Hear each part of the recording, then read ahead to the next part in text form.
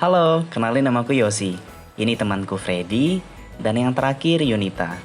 Kami bertiga adalah bagian dari kampus mengajar angkatan kedua. Ini sedikit dari kisah perjalanan kami mengikuti program kampus mengajar di SDN 9 Kepalaruan, Kecamatan Ambalau, Kabupaten Sintang, Provinsi Kalimantan Barat. Sebelumnya izinkan kami memperkenalkan diri. Yang pertama saya, Yosi Andrimika, biasa dipanggil Yosi, asal kampusku dari Universitas Aki Semarang, dan asal daerahku adalah Kecamatan Sepauk. Lanjut, temanku yang selanjutnya Timotius Freddy, panggil saja Freddy, asal kampus dari Mercubuana, Yogyakarta, daerah asalnya dari Kecamatan Tempuna. Dan yang terakhir ada Yunita Ade Mulyani, biasa kami panggil Yunita, asal kampusnya dari Universitas Tanjung Pura Pontianak dan daerah asalnya di Binjai. Oke, singkat cerita kami berdiskusi via WhatsApp mengenai keberangkatan ke sekolah tujuan yang kurang lebih memakan waktu 1 hari lah.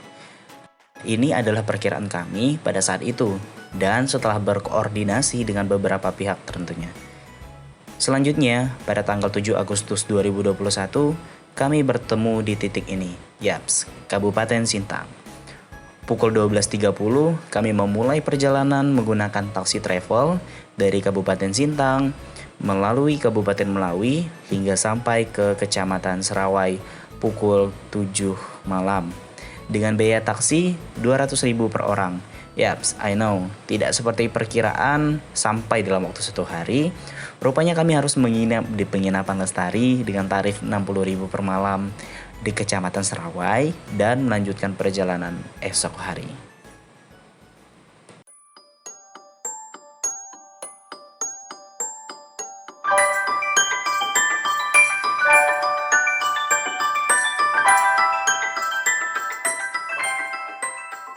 Hari ini 8 Agustus 2021. Kami melanjutkan perjalanan dari Kecamatan Serawai pukul 9.30 dengan rute air. Yaps, belum ada jalur darat untuk ke ibu kota Kecamatan Ambalau, yaitu Kemangai. Setelah sampai di Kemangai pukul 10.30, singkat cerita cuaca mendung, lalu turun hujan yang lebat mulai dari jam 11 hingga jam 4 sore. Menyebabkan air sungai naik dan membawa sampah-sampah kayu dari hulu. Hal ini menyebabkan kami tidak bisa melanjutkan perjalanan dan terpaksa menginap lagi di Kemangai dengan tarif 50.000 per malam.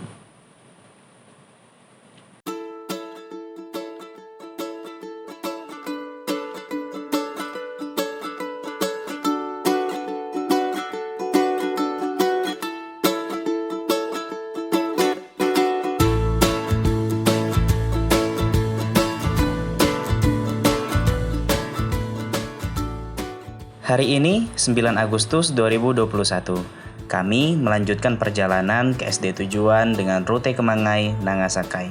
Kami berangkat dari Kemangai pukul 8.50 menggunakan kendaraan air. Penduduk di sini menyebutnya CIS.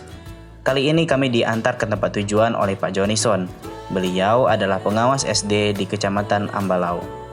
Setelah 1,5 jam perjalanan, tibalah kami di tempat tujuan, yaitu SDN 9 Kepalaruan. Sesampainya di sana, kami langsung disambut oleh para guru dan murid. Lalu kami diajak ke sekolah untuk berbincang-bincang dengan kepala sekolah, komite sekolah, pengurus adat setempat, dan pihak desa. Sekaligus kami menyerahkan surat tugas kampus mengajar dari Dinas Pendidikan Kabupaten Sintang.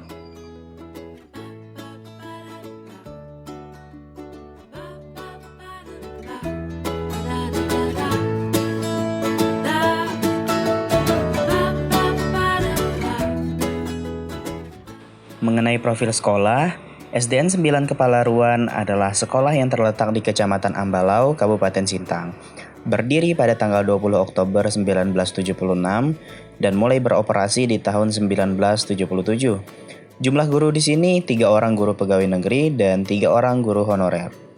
Memiliki 6 rombongan belajar di sekolah induk dengan jumlah siswa 73 orang dan ada kelas jauh dengan 5 rombongan belajar dengan jumlah siswa 33 orang.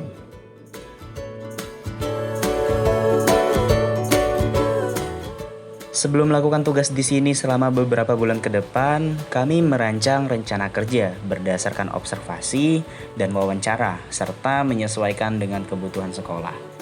Setelah 3 hari merancang rencana kerja bersama dengan kepala sekolah, terbagilah menjadi 2 garis besar kegiatan, yaitu kegiatan mengajar dan kegiatan non-mengajar. Yang akan saya paparkan di sini adalah kegiatan saya di sini selama kurang lebih 1 bulan. Catatan, semua kegiatan yang dilakukan menyesuaikan dengan hasil asesmen kemampuan rata-rata masing-masing kelas. Pertama, kegiatan mengajar. Di antaranya, yang pertama mengajar di kelas. Di sini kami tidak mengganti peran guru, namun kami berkolaborasi dengan masing-masing guru kelas untuk melakukan pembelajaran di kelas. Menggunakan alat bantu dan permainan, saya berkolaborasi untuk menciptakan pembelajaran yang asik di kelas. Contohnya seperti yang saya lakukan di kelas 2.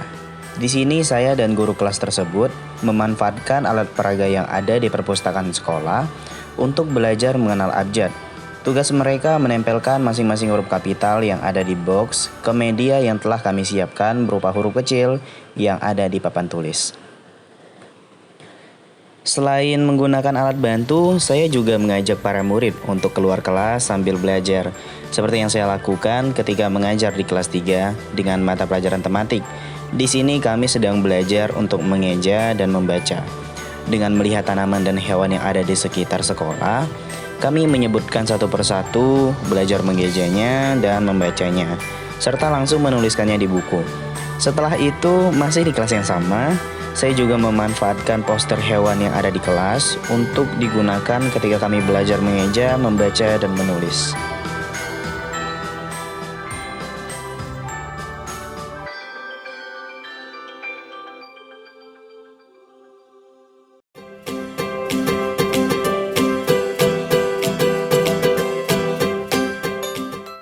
Jika tadi saya bercerita bagaimana saya mengajar di kelas bawah, selanjutnya saya akan bercerita mengenai kelas atas.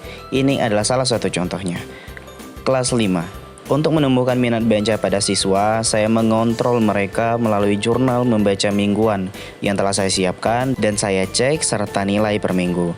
Di sini saya izinkan mereka untuk meminjam buku apa saja yang tentunya mereka suka untuk mereka baca selama 1 minggu. Selanjutnya mereka harus mengisi jurnal tersebut sesuai dengan format yang ada. Masih di kelas yang sama, saya juga menggunakan media seperti laptop untuk membantu pembelajaran yang saya lakukan. Di sini saya mengajak mereka untuk bersama-sama menonton video pembelajaran yang berisi tentang alat pernapasan pada hewan dan alat pernapasan pada manusia.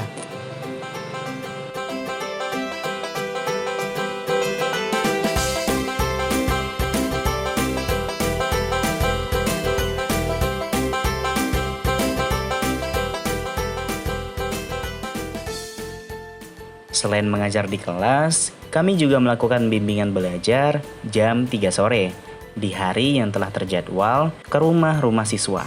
Kami menargetkan siswa-siswi yang kemampuannya masih tertinggal jauh.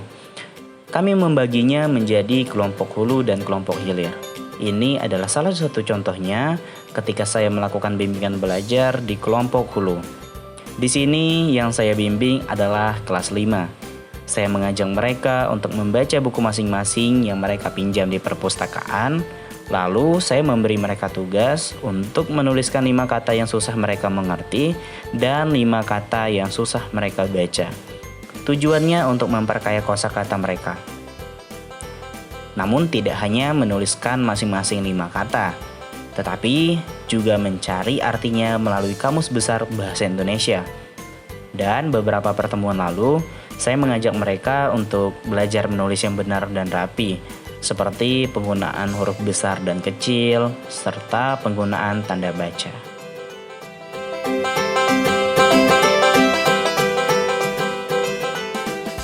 Selanjutnya kelompok hilir. Kali ini saya membimbing kelas 4, ada Coki dan Rudi. Di sini permasalahannya adalah banyak abjad yang belum mereka ketahui. Di sini saya mengajar mereka untuk mengenal abjad, mulai dari huruf kecil, dengan mengajak mereka untuk bernyanyi sambil menyebut abjad A sampai Z.